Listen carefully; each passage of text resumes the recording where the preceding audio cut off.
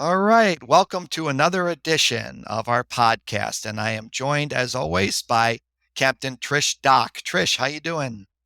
I'm doing great, sir. Uh, How are things over in California? Good, good. Everything's doing great, and Florida, and we're on different parts of the country, but we're still loving life and enjoying letting both Service Academy and ROTC folks know about the latest and greatest about what's happening with admission or getting a scholarship. One of the things that's been on my mind, and I think been on the mind of pretty much a lot of people in higher education, is the SAT and ACT and how that is being treated for college and university admissions, and whether or not the attitudes towards the SAT or ACT or the relative weight that is being given to that standardized test is going to affect the way that the academies and ROTC select people for an appointment or a scholarship. I just thought today we might talk about this and sort of what we've been seeing, if we've been seeing any sort of trends moving towards maybe a de-emphasis on the SAT or ACT, and maybe do some predictions for the future. But Trish, why is it that the SAT and ACT has gotten so much flack from higher education recently? Well, I think it's just the fact that it's perceived as being skewed towards people who have the economic ability to go get the tutors. They take it the first time around, they don't do so well, and then they're able to afford the tutors to improve their scores. Or maybe they just had better schooling and education in the first place, so they're able to score higher.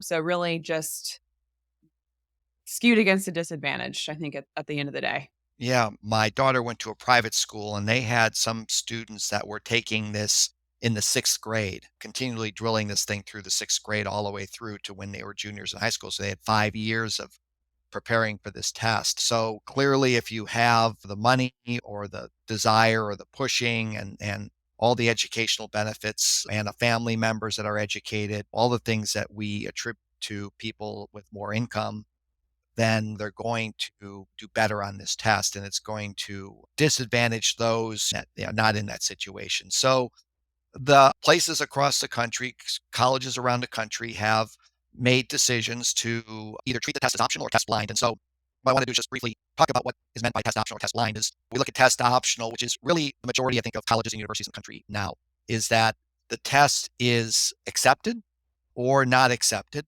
In other words, the test is optional. You can either take the test, you submit the test scores, or not submit the test scores. And the way that that is interpreted is depends on the college or university. So some colleges and universities may wonder why you're not submitting the test.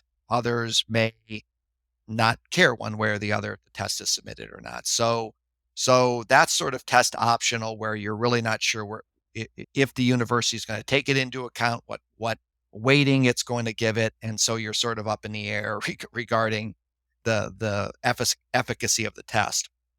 The other one is test blind, which is the University of California system and the state system here where I live in California, where that's not even considered in the admissions. Even if you submit the test, they don't even look at the SAT or ACT. I would say a minority of colleges and universities are doing the test blind option. More of them are doing the test optional piece.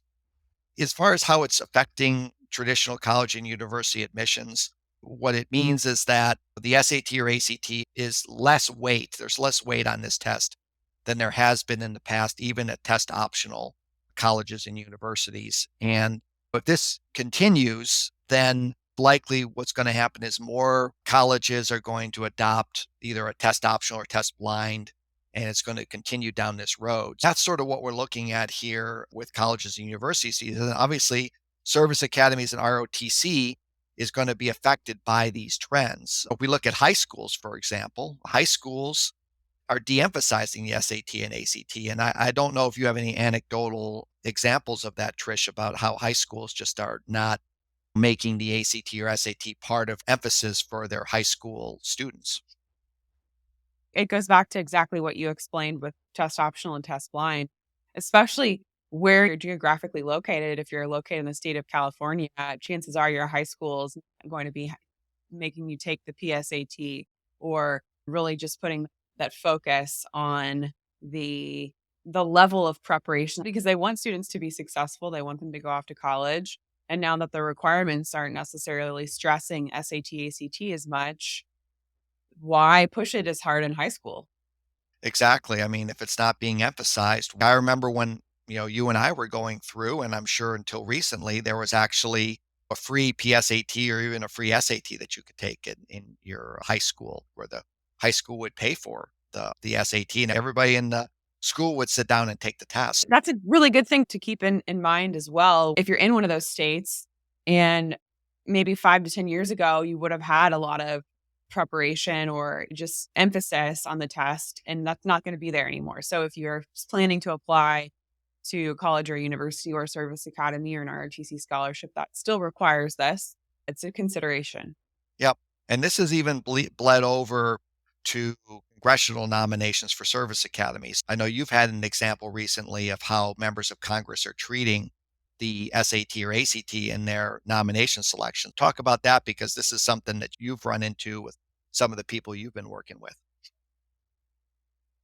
Yeah, especially in Maryland, that's one example. There is a member of Congress who he's not even accepting SAT or ACT scores as part of the nomination application. And I expect more members of Congress to go this path, especially in states where SAT and ACT scores, maybe it's test blind for a lot of the colleges. So in that application, it's usually a transcript, letters of recommendation, the application for the representative or senator, and maybe a photo and a resume and an essay. And traditionally, an SAT, ACT score has been required for that as well. However, this congressman is not even looking at the SAT, ACT. So if you're in Congressman Raskin's district, he's not even considering your scores. He is looking at your school transcript, however. So that's a consideration. Right. And so I imagine when a lot of these sites are updated this year, we may see more examples than Congressman Raskin regarding the de-emphasis on the SAT or not even accepting SAT or ACT scores. And so I think, frankly, that Congressman Raskin is doing a disservice to his constituents in this district, because let's talk about the role of standardized testing in service academy admissions, and we'll talk about ROTC later. But as far as we know, there is still this emphasis on the SAT. It accounts for approximately 40% of the overall weighting of the whole candidate score for the service academies. So the academy super score the test. They take the best of SAT, two parts of the SAT, or the best of each one of the four parts of the ACT to make up the super score. And then that is then put in as 40% of the overall whole candidate score. Now, we should also emphasize that 60% of the standardized test is weighted towards math and 40% is weighted towards verbal. So it's more important to do better on the SAT or ACT math or ACT math science section, or the SAT or ACT math or science section, or the SAT math section, than it is doing on the verbal, because of the weighting towards the math and math science. But they are still using this same emphasis. So if we take a look at Congressman Raskin's district, for example, by sending out the signal he's not accepting SAT or ACT scores, what we hope is not happening is that hopefully that's not giving a signal to his constituents that SAT or ACT doesn't matter towards admission to a service academy.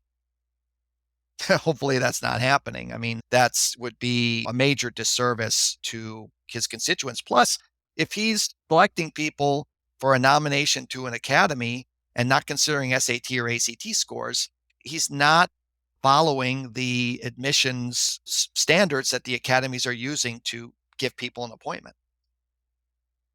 Well, So, and also just looking at the way that members of Congress can nominate candidates, it kind of goes back to what method are they using? Are right, they right. sending in names ranked, or are they just letting the academy decide who the most qualified person is? And what's interesting is you would think that someone who isn't looking at SAT, ACT scores would have some other criteria for judging Right. who the most qualified candidates are and would send those in ranked. But Congressman Raskin does not send them in ranked. So it's a very interesting. Basically, I'm deciding who the most qualified people are. I don't know what their SAT, ACT scores are. Hopefully they're good enough for the academy. And then academy, you decide who the most qualified person is. It's an interesting juxtaposition that we're in. Yeah. I mean, Congressman Raskin should rank the candidates. If he's going to use some different criteria than what the academies are using, then he should rank them, because if he gives it by the competitive slate, the academies are sending 40% of their whole candidate score in the SAT or ACT. I'm not sure if he's really thought through this as well as he probably could. And I'm not sure what guidance the academies are giving to these congressmen. But the reason we bring this up is because of the disconnect between the member of Congress and the academies. But the fact is that all of these things, the test optional, test blind, congressmen going and not accepting SAT or ACT score for nomination, is going to put pressure, in my mind, on the academies to move away from the SAT or ACT. And so West Point, when you look at their admissions page, they have a quote, and the quote says that West Point Admissions Committee remains committed to a holistic assessment of the applicant credentials, which include reviews of academic achievement, academic aptitude, leadership experience, physical fitness, and other unique attributes during the select application process. To me, that opens the door to moving away from the SAT or ACT test. And I know anecdotally from communications that the academies have made to their field force or liaison or representatives are out in the field, they're not terribly enthusiastic about the SAT or ACT. They believe that it hamstrings them in their admissions decisions. And I think if it was up to them, they would de-emphasize the SAT or ACT in that regard. But so, Trish, why is it then that the academy's hesitant to move away from the SAT or ACT? That's a great question. Yeah. I think because the methods of evaluation differ so much for students from state to state. The transcripts that you get, the grades that you get in your classes, if somebody gets an A in calculus in Maryland and a B or a C in calculus in Louisiana, how do those relate to each other? The SAT and the ACT are kind of the great equalizers, to put it bluntly, because they have to by law with the congressional mandate that they follow the top 150 and they're able to rank through the national waiting list any candidates who don't get the appointment through the congressional nomination, and those remaining candidates who've gotten the nomination but haven't gotten the appointment. They have to put them on the national waiting list, rank them from 1 to 4,000, and then by law must choose the top 150 and offer those folks an appointment, assuming that they're qualified. And how do Right. you figure out who those top 150 are is the question. Right. And so if you have 40% of your ranking of the top 150 is through not a subjective, but an objective measure, which is the SAT or ACT, then you can be more confident in your ability to rank those top 150 candidates. So I think that that is the main reason in my mind why the Academy is not, at least for the time being, not moving away from a test optional or test blind direction, is that requirement for the Title 10. Now, the question is, when does it get to the point when there's so many candidates that where this high schools are not emphasizing this test? When is it going to get to that point? And who knows? I imagine that the academies are closely monitoring this thing and trying to then determine what's going on. And my guess is that they would have to be forced also to move lockstep together. I don't think that Air Force Academy could move on its own without having the other service academies move with them. I completely agree with you. And maybe it's not all together at the exact same time, but there'll be a Right. general trend if they do. So our overall message with the service academies right now is that they still have the 40% of the whole candidate score is the SAT or ACT super score. You've got to emphasize that test. And no matter who's telling you, your guidance counselor, your classmates, or whoever else is telling you, you need to tune them out, because the SAT or ACT is still king for getting into a service academy, and you can't lose sight of that. Let's move on to ROTC and SAT or ACT. So the ROTC programs are not under this Title 10 requirement of the top 150. They can move on their own regarding this, and they can make decisions to emphasize or de-emphasize the SAT or ACT. So we have been seeing some movement in this regard. The general range for ROTC in the past has been about 30 to 40% of the SAT or ACT for the overall weighting of the scholarship selection has been with the SAT or ACT test. That has been kind of in line with the service academies, maybe slightly less than the service academies as far as the emphasis that are given. But what we've seen in this past year or so is that Navy and Marine Corps have started to move away from the weighting that has traditionally been given to this test. What we have is the Navy moving from about 30% to about 15%. So it's half. And what they've been doing is they've been emphasizing more the classes you've been taking in high school, the grades you're getting, and the rigor of the courses that you're taking in high school.